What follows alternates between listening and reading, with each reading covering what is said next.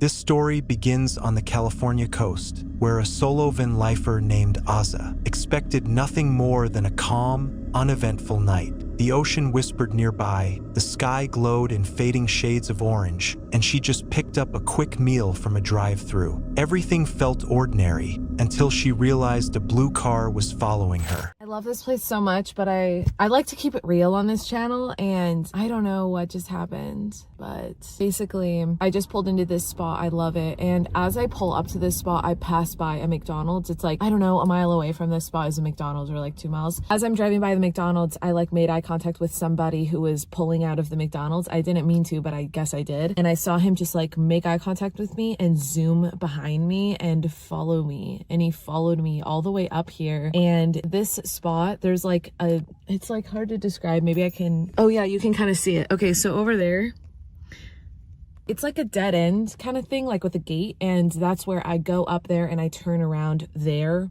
so that I can park here. That's what I do every single time, and nobody else does that. And I do that, and he even follows me up there and around. And right now I parked and I saw him pull up to spec, and then he just was staring at me and I wasn't making eye contact, and then he just zoomed off. So I don't know what that was all about. It's obviously super creepy and I hated every second of it, but whatever, he's gone, and maybe he knew me. I don't know. It's just so weird and creepy, but anyways, we're good. So yeah. Oh my gosh, there's a really cute dog walking by. As I started cooking breakfast, I just kept thinking about the guy in the blue car and really hoping he wouldn't come back. So I just focused on making my delicious breakfast sandwich, and of course, I cracked my side window for some ventilation since I was using the stove in my van. As she pulled out of the drive-thru, she caught sight of a blue car in her mirror. At first, it seemed ordinary, just another driver on the road. But the car lingered, too close. It tailed her along the twisting coastal roads. When she finally reached her campsite, the car was gone. Relief washed over her, until minutes later, it rolled in behind her, creeping to a stop. So something I noticed as I'm cooking is the creepy guy in the blue car is back. So that sucks. I hope that it's nothing and that I'm just being really sensitive, but I feel like it's something.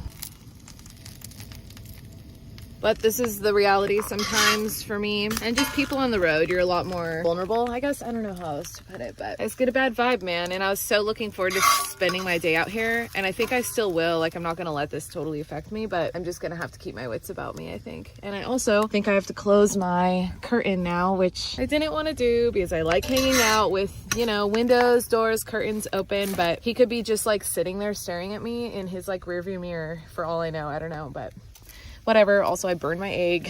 It's okay. We're gonna have a good day, nevertheless. Being a girl on the road, I don't know. It's a whole thing. My most viewed video is my creepy experiences as a solo female van lifer, and I talk all about my creepy experiences on the road, and you may have actually found my channel through that video, so what's up? I was not expecting that video to be the one that got the most views, but here we are. There's some crazy stories in there, but all in all, I feel super safe on the road. I do travel alone. I don't feel in danger, except for very rarely, and that's because I take a lot of precautions. And I could get into like my precautions and all of that, but I mean, just to name a couple, like I am always on the move. I never post in real time where I am, stuff like that, and just other precautions in general. I have to take a lot more precautions than men on the road, in my opinion. I could be wrong, but I feel like that's the case, and it does suck sometimes, but it never limits me. Like, I never allow creepy people or men who follow me, which happens on the road or not. Like, my home is San Francisco, and I've been followed so many times on the streets of San Francisco, streets of LA, Seattle, you know, and I feel like that's a reality for a lot of women, whether you're on the road or just literally walking to a grocery store. It doesn't matter. You just gotta always have your wits about you, and it's a sucky reality for us girls out there, whether you're on the road or not. I definitely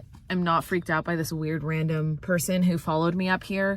I do have a weird feeling about it. Hopefully I'm wrong, but I'm a big go with your gut kind of girl, and if I have a weird feeling, like a weird gut feeling, then I listen to it. And I definitely have a weird feeling about them, and there's no reason to come up here unless you're hiking, or there's a big paraglider club, I think, that comes out here, or unless you're a van lifer or someone in an RV or a truck and you want to hang out in your rig all day like me. And I say all of that because I've not seen them get out of their rig at all, and I also think it's 2 people. But anyways, I'm just keeping an eye. I'm not gonna let them strike fear into me and like make me move or whatever. I would be interested if I left, if they would follow me. That would be crazy interesting.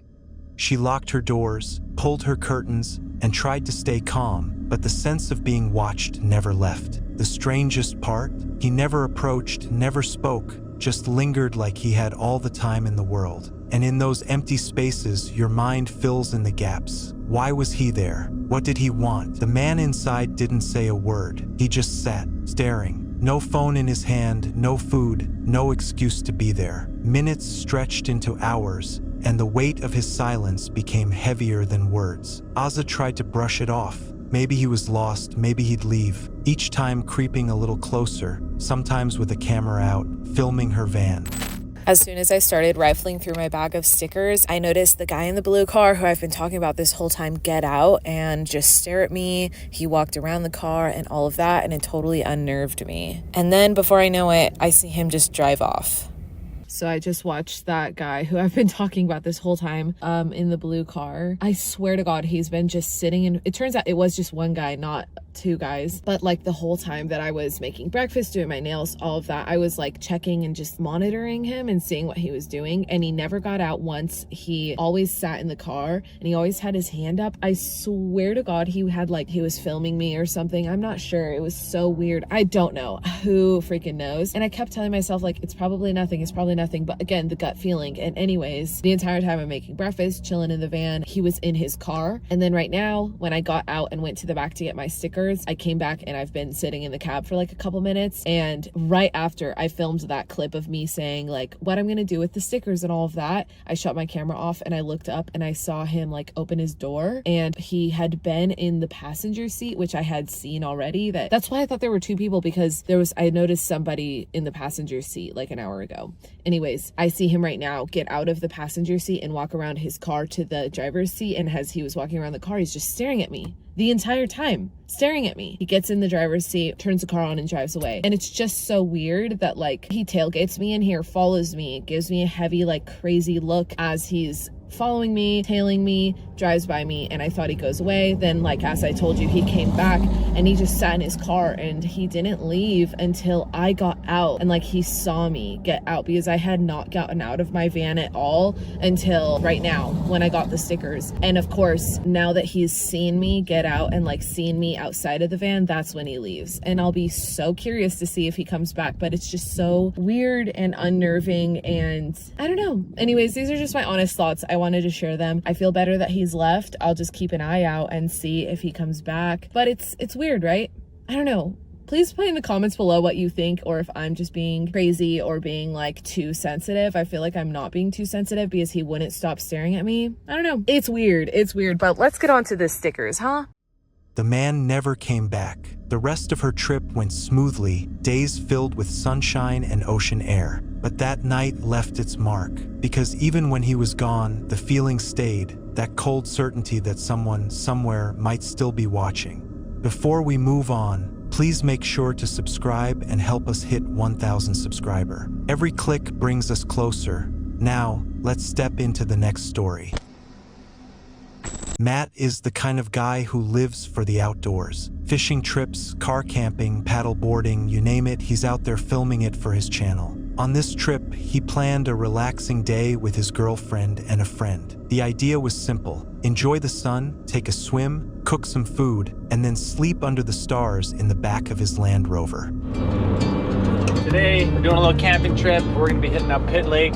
We just picked up a beautiful body glove paddleboard, jump in the water. It's a beautiful sunny day, 30 degrees Celsius outside. And then afterwards, we're gonna find a little camping spot beside a river, probably the Coquitlam River. We're gonna be car camping in the Land Rover. It's a lot hotter this time, so we're gonna have the moonroof open with this like that, so no bugs are gonna be getting us tonight. The day couldn't have started better. The sun was blazing at 30 degrees under a flawless blue sky, and after a refreshing dip in the river, the group set out to find a spot to camp. But that turned out to be harder than expected. The riverside was crowded with cars, most visitors just there to swim and leave before nightfall. Matt and his friends wanted to stay, which meant circling the area, waiting for someone to pack up. Finally, after what felt like forever, a space opened, and they claimed it as their own. There's cars at the wazoo. I doubt these people are actually camping. They're just enjoying the river. We want to be sleeping here. So it's really busy right now, but we're gonna find a spot, we're gonna chill, and then we're gonna capture when they go home. And we're gonna grab the spot and we're gonna end up sleeping in the area, so With the tents and car set up, it was time for food. They fired up the little stove, laughing and reviewing their lunch like it was some five-star buffet. Spirits were high, but the calm didn't last. While they were eating, Matt's girlfriend noticed movement along the tree-line. First, it looked like another camper. Then it stepped into the open, and it was clear what they were looking at. First couple of bites.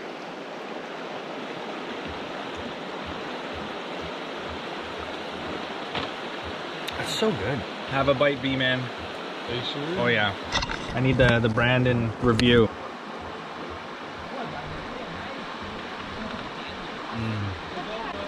Buffet quality. Boom. Jet oil, baby. A few moments later. Oh, I'm not gonna want to camp here now, Matt.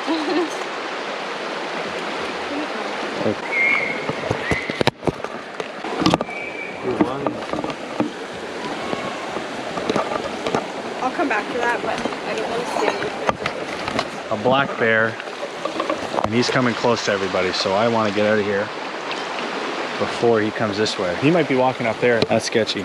That black bear, I don't want to get eaten. The animal wasn't far, and as it sniffed the air and edged closer, two small cubs suddenly appeared behind her. That changed everything. A mother bear with cubs is one of the most dangerous situations in the wild, and everyone at the river knew it. For a few tense moments, no one moved. The bear passed near their camp and then shifted toward another group further down the bank. The cubs followed, and eventually the three disappeared into the trees. The sighting was brief, but it was enough.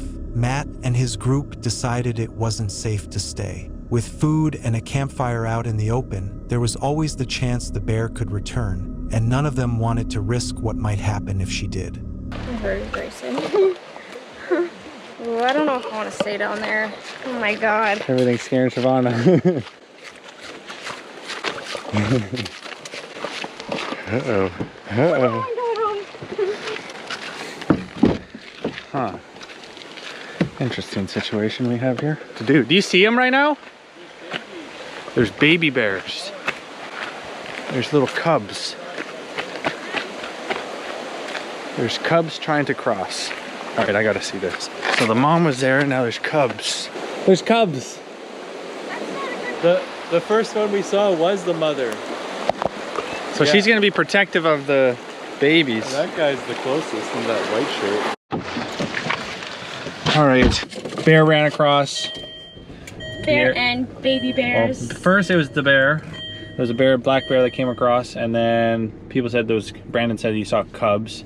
So a mama bear with her cubs in the area makes me sketchy to camp there with food. Sure, we're having a fire, but the I smart vetoed the decision. she vetoed that spot. So, you know, I probably maybe would try it, but it's not the worst idea not to do it, because those are the situations where you don't want to put yourself in. They packed up their camp quickly and quietly, loaded their things back into the vehicle, and left the riverside before nightfall. The trip hadn't gone the way they planned, but it gave them a story they would never forget, a reminder that no matter how carefully you plan, nature always has the final say. On May 28, 2019, a group of teenagers set out to fish a small lake. They weren't causing trouble, just casting lines, catching, and releasing. But before long, their day turned into something they never expected. An elderly couple marched toward them, visibly angry, claiming the teens were trespassing on private HOA property. Their voices were sharp, accusing, "You're not supposed to be here. This is private." The teens didn't back down. Calmly, they explained that they had already researched the land. According to county records, the lake and the area around it were public. They had fished there before without issue. They knew their rights, and they weren't about to be bullied off the spot. I'm not telling you that. You're not. Well, then you don't care if Howdy. I take pictures of them, do you? Huh? You're not supposed to be fishing here. This is private property. No, it's not. Yes, it is. See that? It's HOA. No, it's not. Yes, it is. Come here, I got something to show you. I don't care what you've got to show us. It's HOA. You, John? No, I'm not Oh, done. John's your I haven't neighbor. talked to you yet. John's your neighbor. All right, you see this? See that piece of land? That's that right there. Yes. Guess who owns it? Gwinnett County. That's right, but it's our HOA. No, it's not. This is our No, it's not. HOA lake that we It's not pay private. $300 Let a me month tell you for. something. It's not private. I deal with the county all of the time. Yeah, okay. My dad, yeah, And cool. that is a private It's not spot actually. of land. I Why have. do you think they have do not trespass? Well, I don't see that. Because You- they you're were- not- I got grandparents who live here. Because you came up through there.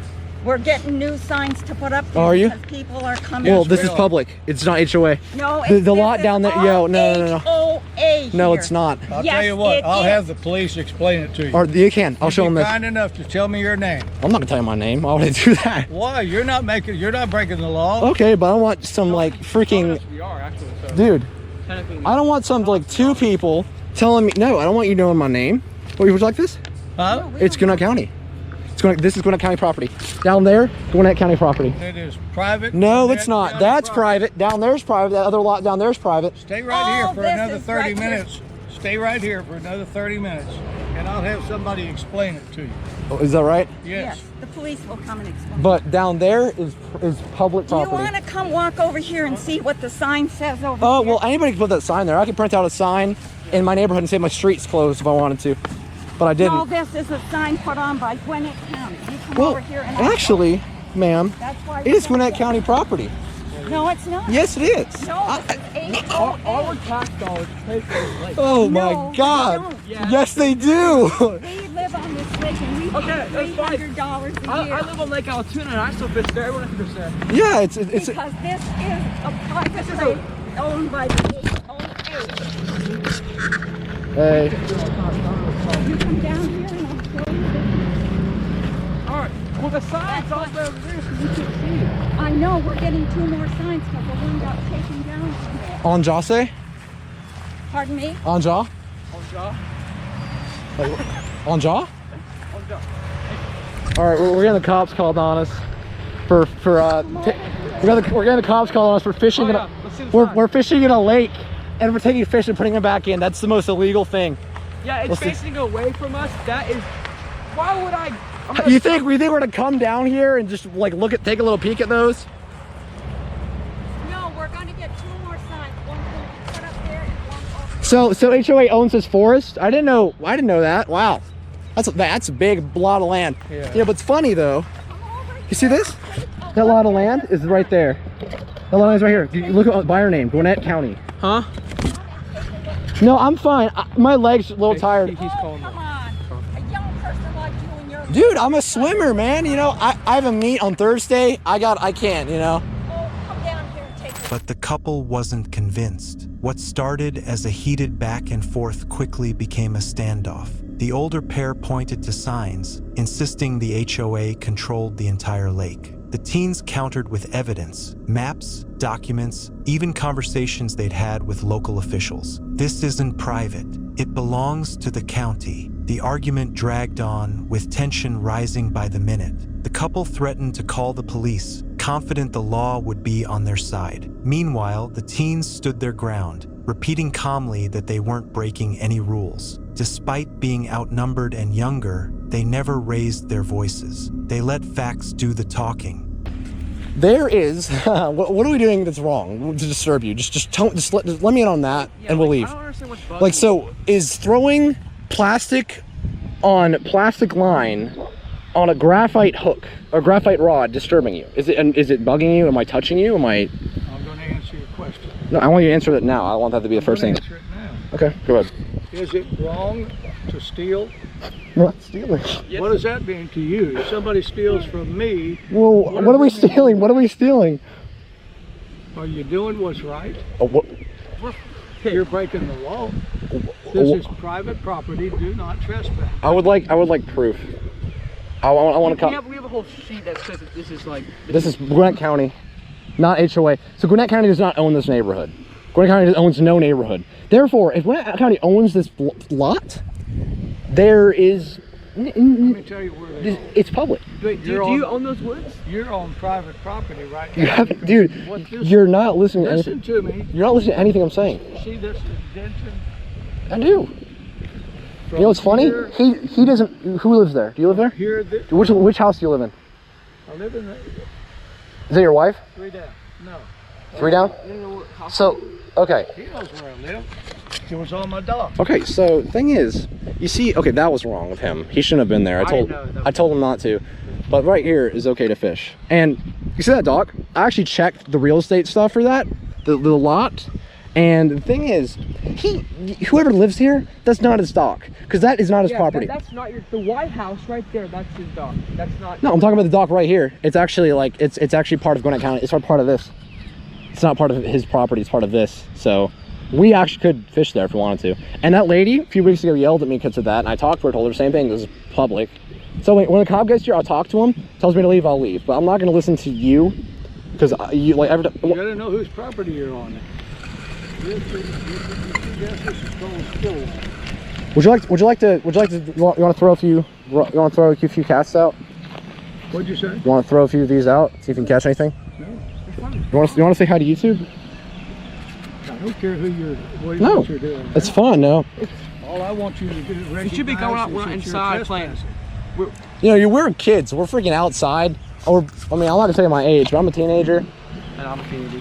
We're both teenagers. You know, you should be happy we're not inside playing video games. We're outside doing something active. I'm very happy you're not Thank doing you. that. God bless you. You're on private property. Well, but what are we doing to disturb anybody? Doesn't matter. Yes. What are you doing on private property when it says no trespassing? Well, we didn't see. Well, we didn't see that. And the guy who lives in one of these 3 houses. That house is the only house That's one? that belongs to This one? HOA. Okay. This one does not. Well, see, the thing is, you know what's funny? This is an HOA, though. No. Yes. This belongs to that guy, and he's a member of the HOA. Do you want to see the sheet again? He's never. Like, we talked to him on the way because we passed his house and Dude. he waves to us on the way there. Matt Carroll is the man's name. He waves to us. If he waves to you, say, Mr. Harrell, can I fish? Well, no. I I asked him a few weeks ago, hey, is it okay if I like fish in behind you? He's like, yeah, anytime you want. And he told me about the people who live in this house and this house. John, whoever those people are, and I guess you too, that will freak out if anyone goes anywhere near them. I was told. I didn't freak out. Oh, you did. You called the cops on us. That's freaking out. I mean, yeah, you're a little over, You refuse to believe what we're telling you.